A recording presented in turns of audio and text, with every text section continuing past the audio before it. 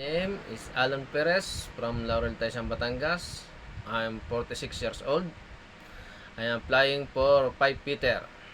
My work experience from Yuhan Tech, Kuwait City, Kuwait National Petroleum Company as a catalyst technician in 5 Peter. And JS Engineering Construction Company from Ruwais Refinery West Restoration Project from Abu Dhabi as a 5 Peter.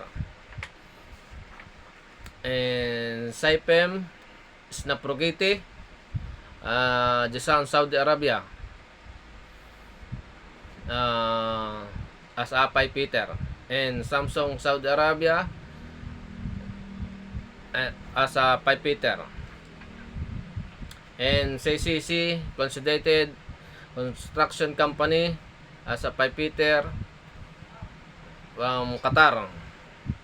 May responsibility for work including materials fittings and fabrication, pipe spool, inside support, pipe shoe, and installing all pipes and for fit up and commissioning. May training attend and seminar as a basic safety course and fire prevention of firefighting and personal safe social responsibility and manual training. Thank you.